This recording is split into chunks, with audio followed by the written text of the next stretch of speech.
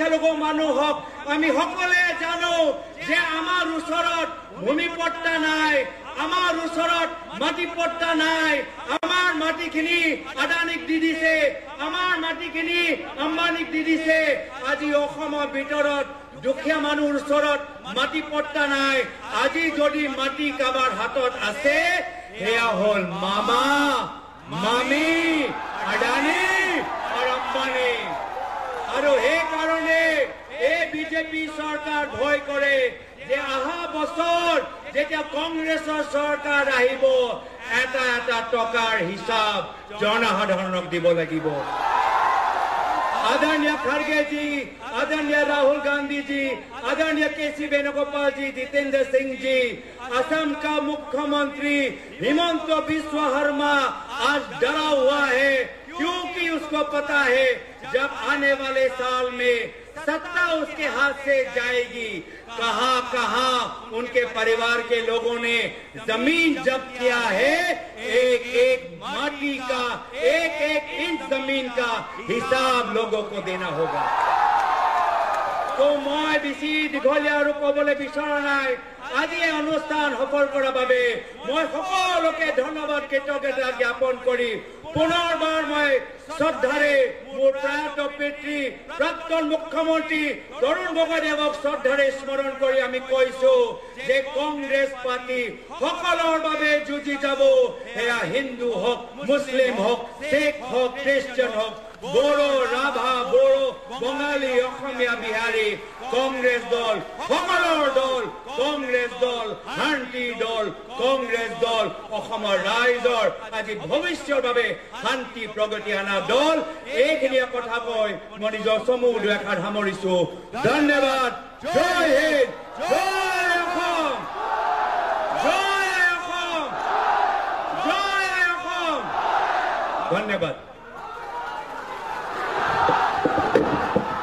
জাতীয় দায়িত্ব নিষ্ঠাৰে পালন কৰি সাংবিধানিক দায়বদ্ধতাৰে বৈভৱেৰে সমুজ্জ্বল মনৰ সামাজিক ৰাজনৈতিক দায়বদ্ধতাৰ বৰ্ণময় চেতনাৰ উন্ময়মালা সকলোৰে মাজত আলোড়ন সৃষ্টি কৰা আমাৰ সকলোৰে প্ৰিয় নেতা সাংসদ আৰু অসম প্ৰদেশ কংগ্ৰেছ কমিটিৰ সন্মানীয় সভাপতি শ্ৰীযুত গৌৰৱ গগৈ ডাঙৰীয়াৰ তেখেতৰ বহুমূলীয়া বক্তব্যৰ কাৰণে মই তেখেতক আন্তৰিক ধন্যবাদ জ্ঞাপন কৰিছোঁ।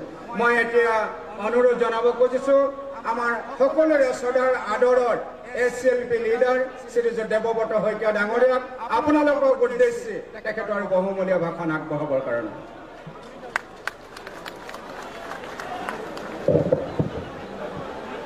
জাতীয় কংগ্ৰেস জিন্দাবাদ, ভাৰতীয় জাতীয় কংগ্ৰেস জিন্দাবাদ। নমস্কাৰ।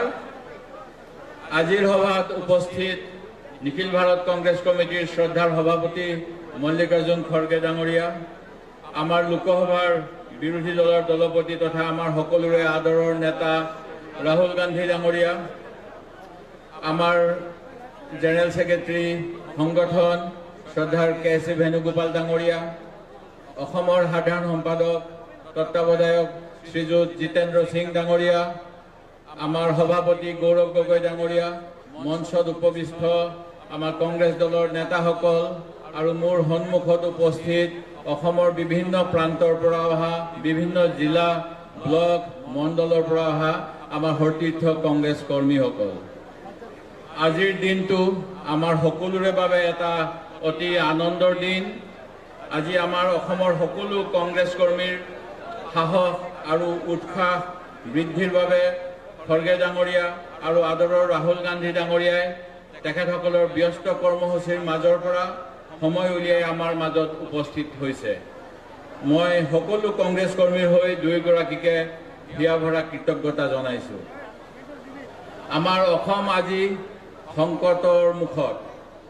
বিজেপি চৰকাৰে শদিয়াৰ পৰা ধুবুৰীলৈকে ব্ৰহ্মপুত্ৰ উপত্যকাৰ পৰা বৰাক উপত্যকালৈকে চাৰিওফালে বিভিন্ন তেওঁলোকৰ কামৰ মাজেৰে অসমৰ জনগণৰ মাজত অশান্তি আৰু বিভ্ৰান্তিৰ সৃষ্টি কৰিছে। আজি ডক্টৰ হিমন্ত বিশ্ব শৰ্মা ডাঙৰীয়াই অসমক ভাৰতবৰ্ষৰ শ্ৰেষ্ঠ 5খন ৰাজ্যৰ শাৰীত তুলিম বুলি ক'লেও স্বাস্থ্য, শিক্ষা, প্ৰশাসন, কৃষি যুৱকৰ সমস্যা সমাধান বিভিন্ন দিশত চৰকাৰী হওক বা বেচৰকাৰী হওক সকলোবোৰ প্ৰতিষ্ঠানৰ প্ৰতিবেদন অনুসৰি আমি তলৰ ফালৰ পৰা 5খন ৰাজ্যৰ ভিতৰত আছো। আনফালে এটাৰ পিছত আন এটা কেলেংকাৰী এই চৰকাৰখনৰ সময়ত আমি উদঙাবলৈ সক্ষম হৈছো।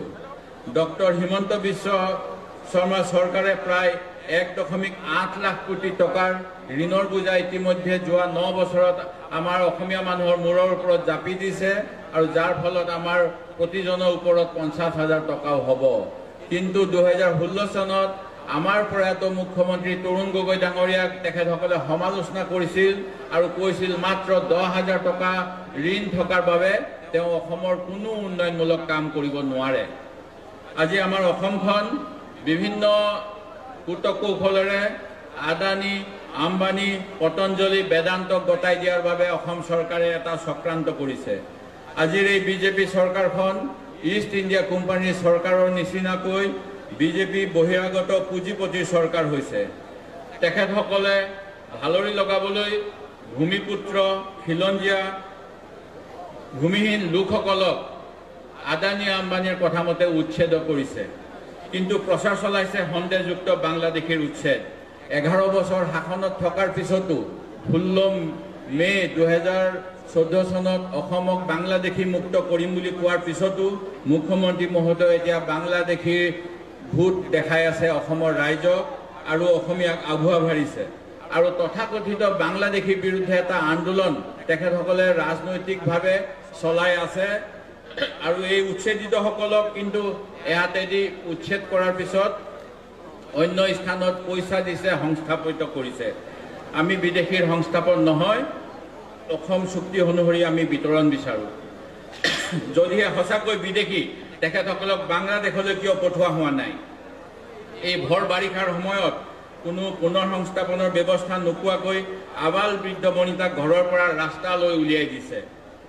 তেখেতসকলৰ লালসাৰ বাবে লখিমপুৰত কঠীয়াতলিত বুলডোজাৰ চলাইছে, উচ্ছেদ কৰিছে।